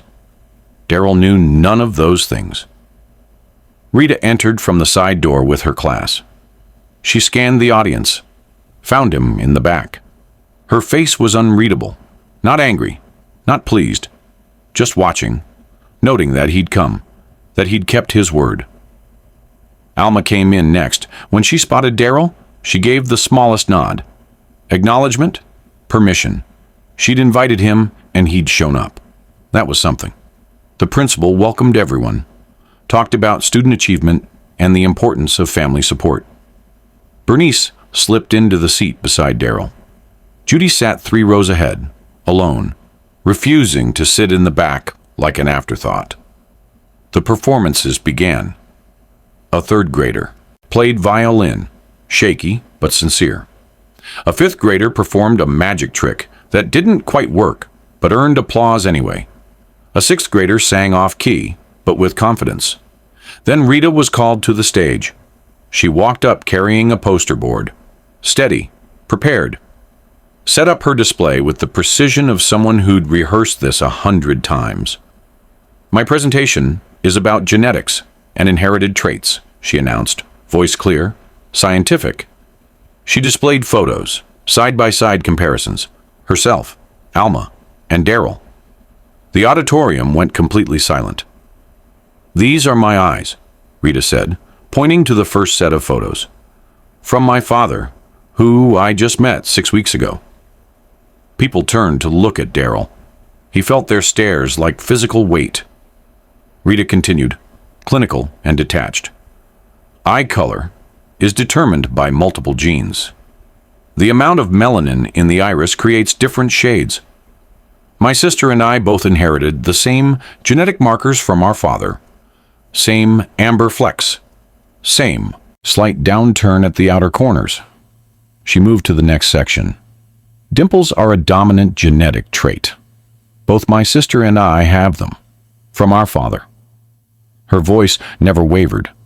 Facts delivered like she was discussing fruit flies instead of the man who'd abandoned her.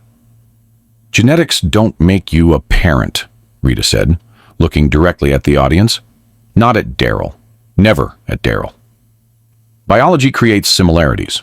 But parenting is a choice. It's showing up, being present.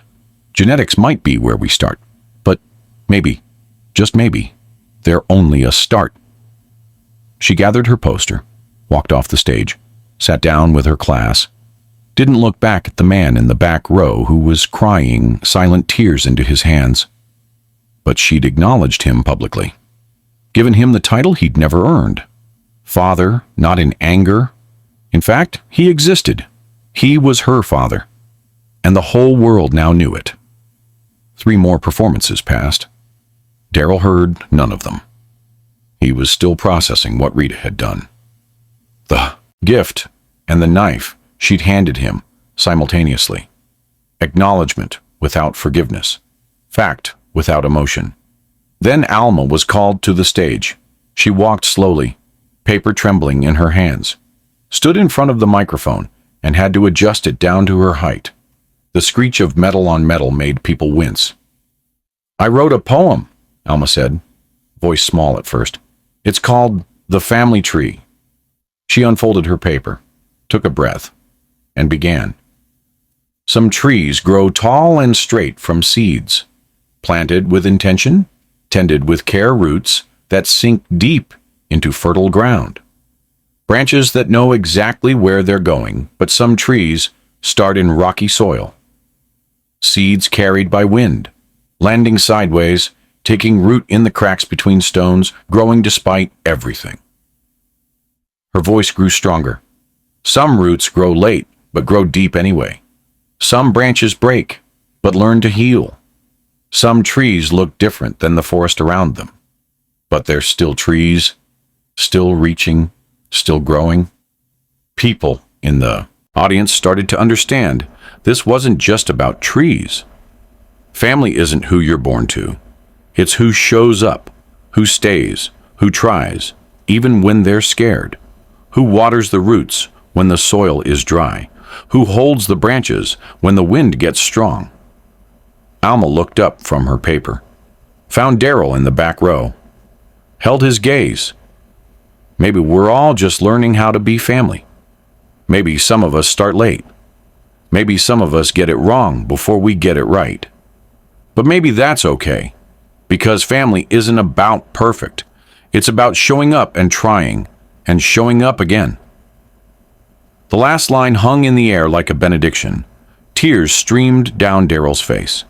He didn't wipe them away, didn't try to hide them, just let them fall while his daughter, who was giving him grace he didn't deserve, looked at him with understanding that went deeper than her 10 years should allow. The audience erupted in applause. Alma folded her paper carefully, started to walk back to her seat with the other students. But halfway down the steps, she stopped, changed direction. She walked past the front rows, past the proud fathers sitting with their families, all the way to the back.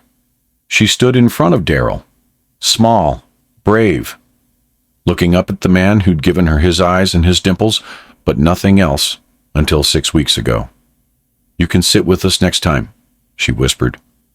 Darryl broke completely, collapsed forward, sobbing openly now. The kind of crying that comes from shame and hope and redemption all mixed together. Alma hesitated, then placed one small hand on his shoulder, just for a moment, then returned to her seat. Sometimes the people who hurt us most are the ones struggling hardest with their own failures. And sometimes, not always, but sometimes, grace looks like giving someone permission to try again. If this story moved you, if Alma's words about family hit something deep, take a second and hit that like button. Not for us, but as a way of saying, I see this, I feel this, and these stories about complicated, messy, real families matter.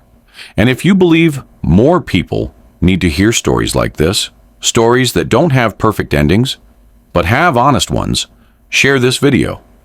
Because that's how we change the conversation about what family can look like. After the showcase, families spilled into the parking lot, kids running, parents chatting, the normal chaos of a school event ending. Daryl stood by his car, unsure what to do, unsure if he should approach or wait, unsure of everything except that he'd witnessed something miraculous. His daughters giving him a chance he'd never earned. Rita and Alma walked out with Judy. The three of them, the family unit that had survived without him. When they saw Daryl, they stopped. For a moment, no one moved.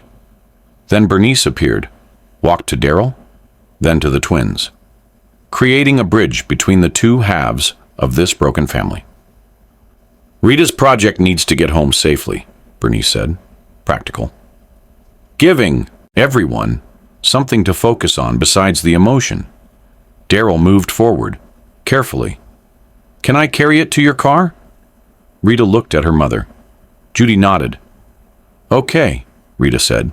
Such a small word, but it meant everything. Daryl carried Rita's poster board to Judy's car. Alma walked beside him. Bernice held Alma's other hand. Judy followed with Rita. The five of them together for the first time publicly. No grand declarations. No speeches. Just the practical act of transporting a science project from auditorium to parking lot. Judy opened her trunk. Daryl carefully placed the poster board inside. Thank you, Rita said stiffly, for coming. Thank you for inviting me. Alma pulled out her phone, the cheap one Judy had gotten her for emergencies. Can we take a picture? Everyone froze. All of us? Judy asked. All of us. They stood together in the parking lot, awkward, uncertain about where to position themselves. Finally settling on Judy and Daryl on the ends, the twins in the middle, Bernice slightly behind them, like she wasn't sure she belonged in the frame. Judy held up her phone. Set the timer. 10 seconds. They had 10 seconds to look like something resembling a family. The flash went off. When they looked at the photo, nobody was smiling perfectly. Rita looked skeptical. Daryl looked hopeful. Alma looked peaceful. Bernice looked uncertain. Judy looked tired. But they were all there, together, in the same frame. This is weird, Rita said. Everyone nodded. Agreed. But it's our weird, Alma added. They got into their separate cars. Judy, Rita, and Alma in one. Daryl in another. Bernice in a third. 3 cars pulling out of the parking lot, headed in the same direction. Toward Hawthorne Lane. Toward home. 1 year ago, none of them could have imagined this moment. But here they were. Not perfect, not healed, but together. And sometimes, that's the beginning of everything. 1 year after that school showcase, Hawthorne Lane looked exactly the same to anyone driving by. Identical brick houses, trimmed hedges, the illusion of ordinary lives. But for the people living at numbers 47 and 52, everything had changed. The twins were 11 now. Rita had grown 2 inches and finally needed the glasses she'd been squinting without for months. Alma had cut her hair short, a declaration of independence that made Judy cry and then laugh at herself for crying over hair. They split time between houses now. Weekdays with Judy at number 52. Weekends alternating between their mother's house and supervised visits with Daryl. Not because a court ordered it, but because they'd all sat down together and figured out what felt right, what felt fair. It took 8 months, but the twins finally called him Dad. Not Daryl or Mr. Martin or our father, just Dad. Casual, like it had always been that way. The first time Rita said it, Dad, can you help me with this math problem? Daryl had to leave the room. Came back 5 minutes. Later with red eyes and no explanation. They all pretended not to notice. They still called Bernice, Miss Bernice. Her choice. I'm not replacing your mom, she'd told them early on. I'm just extra. The bonus adult who shows up with cookies and terrible advice about boys. Rita was warming slowly, still testing, still watching to see if Daryl would leave again. Still braced for disappointment, even as she let herself hope. Alma's heart was more open. She'd inherited Judy's capacity for forgiveness and none of her caution. She hugged freely now, laughed without holding back. Believed people when they said they'd stay. Both girls were in therapy, processing abandonment and reunion, and the complicated feelings that came with loving someone who'd hurt you. Their therapist said they were doing remarkably well. That resilience looked like this: broken pieces learning to fit together in new configurations. School friends knew the story now, not because the twins hid it anymore, but because they'd stopped trying to explain away the absence. "My dad wasn't around when I was little," Rita would say matter-of-factly, "but he's here now. People make mistakes." Simple, honest, moving forward. Judy had changed too. She'd gone back to school, nights and weekends, while the twins were with Daryl or Bernice. Finishing the degree she'd abandoned when pregnancy made everything else impossible. Business administration. Not glamorous, but practical. Something that would give her options she'd never had before. When Daryl offered financial help, she'd almost said no. Pride nearly won. But then she thought about Rita and Alma. About the example she wanted to set. About the difference between accepting what was owed and accepting what wasn't earned. "It's for them, not me," she'd told him. The condition that made it acceptable. Education fund, emergency savings, things they need, not things to make you feel less guilty. He'd agreed. Set up accounts in their names. Made it official, legal, nothing he could take back. Her relationship with Bernice was still complicated but functional. They'd never be best friends. Too much history, too much hurt. But they were something better than friends. They were family who'd chosen each other despite everything.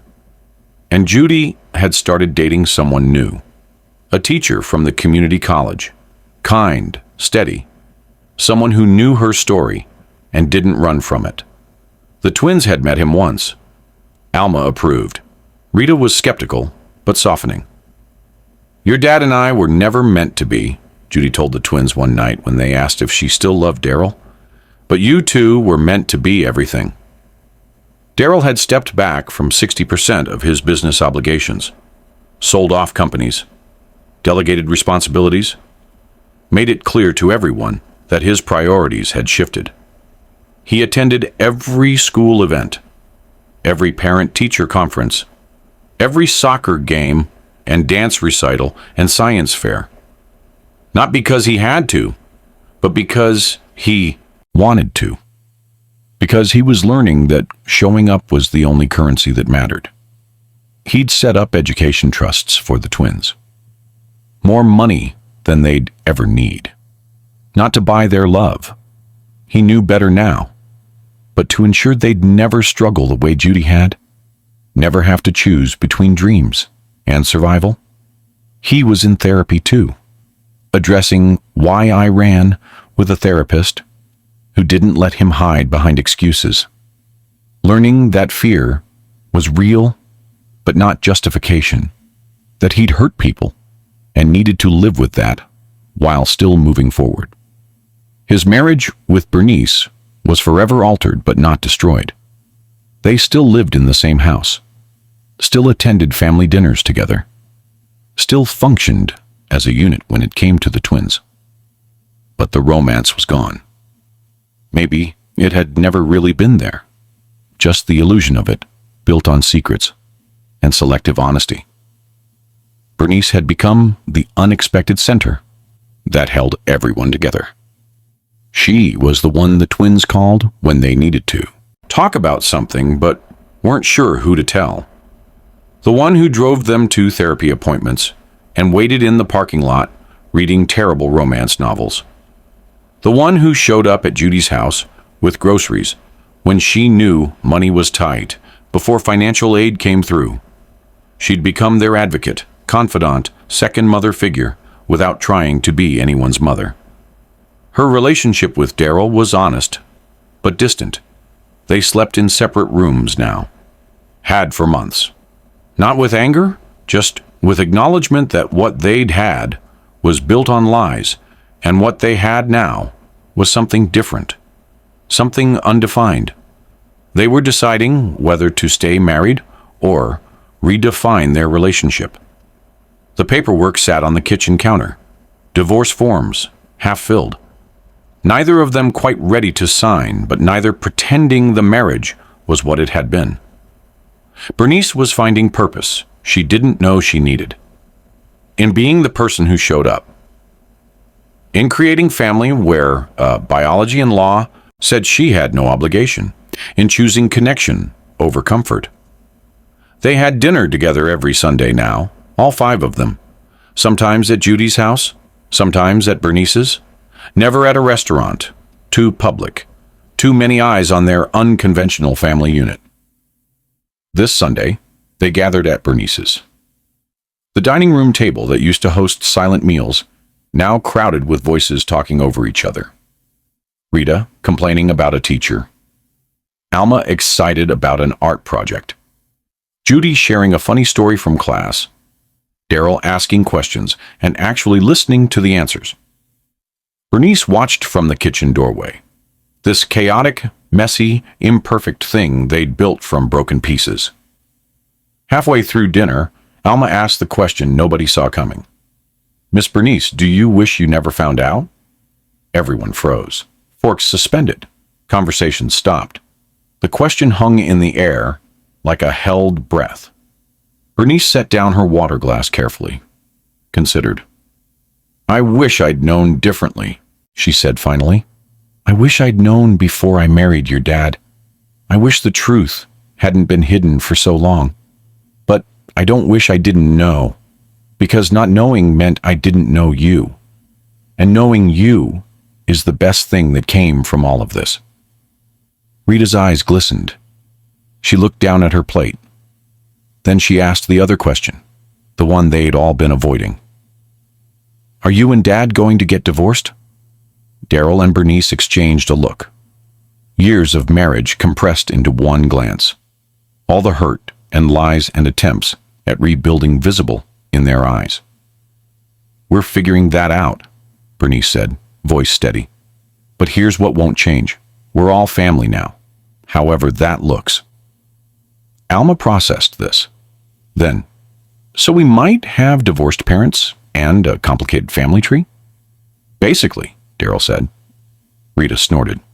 "We're basically a TV show." Everyone laughed. Real laughter. The kind that releases tension and acknowledges absurdity. The kind that says, yes, this is weird, and yes, we're okay with that. After dinner, Bernice walked the twins back to Judy's house, just across the street, but the ritual mattered. The few minutes of just the 3 of them. Alma held her hand. Rita walked slightly ahead, but close enough to still be part of the unit. At Judy's door, Rita turned back. "Thanks for showing up." Simple words, enormous meaning. "Thanks for letting me," Bernice replied. She walked back to number 47. Found Daryl on the porch, sitting on the steps, looking at the stars. She sat beside him, not touching, just present. "We should talk," he said. "Yeah." They talked about their future, not with anger or recrimination, just with honesty. They weren't staying together as romantic partners. They both knew that now. But they weren't enemies either. "We're family, just differently than we planned," Bernice said. Daryl nodded. "I'll move out, get a place nearby, close enough for the twins, far enough to give you space. You don't have to leave Hawthorne, Lane. I know, but maybe it's time. Maybe we all need the distance to figure out what we're becoming." Bernice looked toward number 52. Lights on in the windows. Judy and the twins visible through the glass, living their lives, building their future. "She's lost the illusion of a perfect marriage," Daryl said, "and I'm sorry for that." "Don't be." Bernice's voice was firm. "That illusion was suffocating. This..." She gestured to the street, to the houses, to the complicated web of relationships they'd built. This is real, and real is better. Later that night, Bernice sat alone in her house. Lights on at both 47 and 52. 2 houses, 1 street. A family that made no sense on paper, but somehow worked in practice. She'd lost the illusion of a perfect marriage. But she'd gained something rarer: truth, and a family she chose. Not the family she'd planned for. Not the neat nuclear unit that fit into social expectations, but a family nonetheless. Messy and complicated and real. Hawthorne Lane still looked ordinary. But Bernice Hudson learned that the most extraordinary things often hide in plain sight. 2 girls she was meant to know. A truth she was meant to find. And a family that was broken, but learning, slowly, to build itself into something new. Not perfect, not what anyone planned, but real. And sometimes, that's enough. Rita and Dalma are now 12. They're thriving. Bernice and Daryl, legally separated, but remain co-parents to the twins. Judy graduated with honors. And every Sunday, they all have dinner together, because family isn't about perfect. It's about showing up.